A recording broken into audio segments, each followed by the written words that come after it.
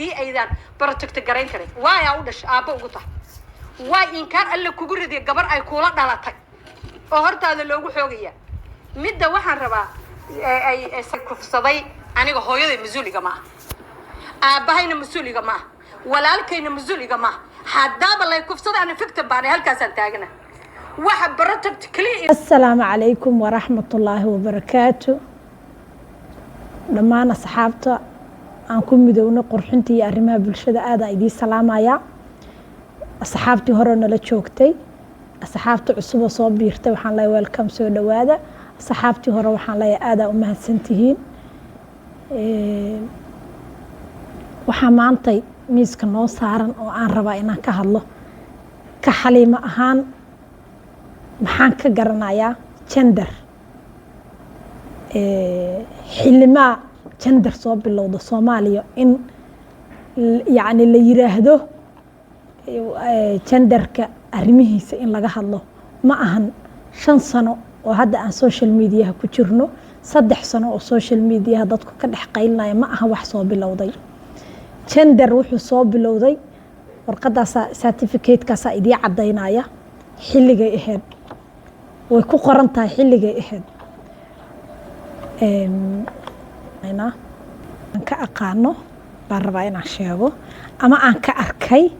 ama se qolooyinkan riixaya xilligay soo bilaabeen gender xilli aan dhaweyn waaye certificate-kaas cadeyn in kugu noqonaya shacabka laga soo bilaabay barnaamijkan shacabka waa laga gadi waayay shacabka markii laga gadi waayay dawladda ayaa loo niyeystay in laga gado dawladda xagee loo soo maray xildhibaano yaa wadamada reer galbeedka ka yimid yaa oo xil wadanka la yiri ka qabta oo dhaqaale fiican lagu soo fangareeyay oo inay xildhibaan noqdaan xitaa dhaqaalahooda loogu soo fangareeyay barnaamijkan gender loo soo maray wiil gabar iska dhigaya sida maanta ay too much-ka u yihiin ma jirin xilliga gender laga heenaan lagu shubayay oo aan diidno niri wiil la kufsada anagu maana arag gabar la kufsada waa aragna waana ka hadlaynaa gabar la kufsado markasta ina dhacdaa haddii run la sheegayo wasiiradda haweenka tan booliska tan xildhibaanada ahoo gudoomiyaha ku-xigeenka baarlamaanka noo ah hadday run sheegayaan culumada haddii run la sheegayo xeer diinta islaamka ku qatama oo dhaqanka Soomaaliyeed ku qatama in inta baarlamaanka la horkeeno la ansixiyo la yiraahdo wiilkii ninkii gabar kufsadaa xeerkaasa qabanaya gabdhaheen waa dhintay si loo kufsanayo waxay tiri wasiiradda xildhibaanadu gudoomiye baarlamaan labaadka ah Saacadiyo gabadha markii la kufsado way ka madax banaantay aabaheed way ka madax banaantay hooyadeed laba jir baa la kufsadaa laba jir see u madax banaanya ya xaquuqda u doodaysa xeerka u doodaya ma ahan genderkan ay reer galbeedku keensadeen in loo ansixiyo mana doonayna in loo ansixiyo xeer ku qotoma diinta islaamka dhaqankeena intaba isku kaabaya baarlamaanku intay soo saaraan yaa ha noo ansixiyeen shiiq baa diiday ku kala diiday laakiin barnaamijkan la leeyahay ha la ansixiyo waxbaa ku duugan waxa ku duuganna yaa way cad yihiin miiskay saaran yihiin wax ku duugan ee naloo qarinayo waa haddii wiil kaleeto uu asagoo raalliya wax sameeyaan waa xeerkaana qabanaya lagama hadli karo meesha nooloo wado yaa dad badan ma fahansana gabar hadday gabar kaleeto ay isla saaxiibaan yacni waa isla saaxiibi karaan xeerkaana qabanaya waxaan nagula shacabkaa laga soo bilaabay certificate-kan taariikhdiisa waa kaasaa taariikhdiisa waa taasaa yaa halkaana idinka soo marinaya 2011 October aniga waxaan seminaarkan ku galnay nin Norwegian aan siinayay waxaan ku galnay Uganda wuxuu yiri genderka waa inaan ka hadalno noo qeexmaan niri genderka marka genderow maxaa tahay wuxuu yiri laba qof oo isku ama lab ha ahaadee ama dhadig ha ahaadee haddii iyagu raalli iska yihiin wax ka soo qaad male laakiin wiilka isagoo raalli ka ahayn la kufsaday waxaan ku niri soo jeeso annaga wiil man la kufsado mana u badna wax waqti dhifa dhaco qof waalana sameeyo maahane wax oo maalin kasta dhaca ma ahan waxa nagu badan waa kufsiga gabdhaha taas xitaa xilligaas way yareed ma badnayn sida maanta ay u badan tahay uma badnayn marka certificate-kan waxaa maanta u soo qaatay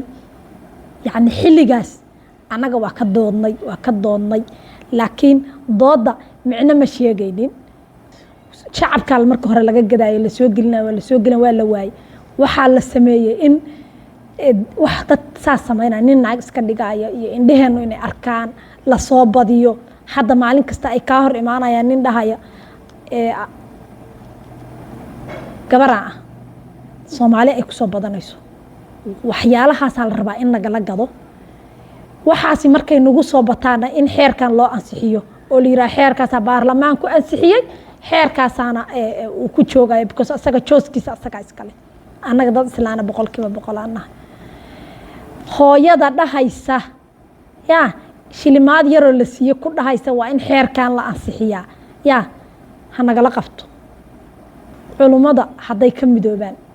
oo culummadu u istaagto barnaamijkan ayagoo isku fiirin caqiidadee aaminsanta hadday culummadu intay u istaagaan baarlamaanka u tagaan in mikrafoon la hor istaago kooxba intay meel soo istaagaan iska soo duubaan waxba ma sheegayaan culumooy haddaan noo danaynaysiin baarlamaanka intay hortagtiin diinta islaamku kitaabkan ilaahay annaga aan rumaysana kitaabka ilaahay yaa xeerkaas oo kitaabka ilaahay lagu dhaqmaayo yaa baarlamaan oo ansixiya ninkii gabar kufsada yaa xeerkaasaa qabanaya aanyo qabiil loo fiirin cidduu raba ha ka dhasho in tiirka la saaro waxaan way naga joogsanayaan laakiin ducufnimadeena shiikhba shiikh fiirinayo siyaasiba siyaasi fiirinayo naagba naag fiirinayso baa maanta waxayna gaarsiisay wadamo gaalo inay naga gadaan gender ay yiraahdaan yaa gabadha kale hadday isla saaxiibayso oo ay is ogol yihiin xeerkan waa in loo ansixiyaa maanta in Soomaali laga gado ama Puntland ha ansixiso ama Somaliland ha ansixiso ciddii rabta ha ansixiso waxa Somaliland ayada jooskeeda iskale Soomaaliya ka hadlay xildhibaanada Soomaaliya ee nagu matala kursigan yaa waa in barnaamijkan mid dhaqan ahaan iyo diin ahaan aan anagu qorno mid nin ajaanima noo soo qoray annaga in naloo geeyo oo nala yiraahdo hal ansixiyo waxaan aqbalayna ma ahan hooyo kastoo Soomaaliyeedna waa ila mid dareenka anigu aan qabay qabtaa waxa aan qaadanayno ama aqbalayno ma ahan waa inaan sida uga hortagi karno aan uga hortagnaa af iyo adibba waa inaan istaagnaa waxaani in wiilasheenu maalinba mid u yiraa gabaraan ahay weeye waxay dabada ku haysaa waxaan aan laga harsan waayo laga hoyan waayo maalin walba la leeyahay hal ansixiyo hooyo istaag hooyo walba qof walba meeshiisa ka istaaga ka hadlo xildhibaanada qurbaha ka imaanaya mawduuc gooniya uga soo qaadanaya adiga Soomaaliya jooga ee wax bartay waad noqon kartaa xildhibaan adoo daruufta wadanka jirta ku dabaraysid laakiin hooyo yaa ka timid qurbe waxaan leeyahay cod dheer ku leeyahay culummadooy u istaaga maanta yoomal qiyaama adinka la idin weydiinaya dalkan culumo kala ma leh imaamaayo shiikh Syria ka yimid imaamaayo shiikh ka yimid Ciraaq imaamaayo shiikh ka yimid Sacuudi culumadii wadankan waa adinka u istaaga wadanka xeer diinta islaamka ku qotama u soo saara oo qof dadkan wax kufsanaya iyo dadkan lasbanka maalin walba iska dhigayo gabdhaha iska dhigay xeer qabta noo soo saara dhamaantiin waa in salaamaya kilibkan waa dheereeyay xildhibaanadana waan ka soo hadlayaa insha Allah assalaamu calaykum wa rahmatullahi wa barakaatuh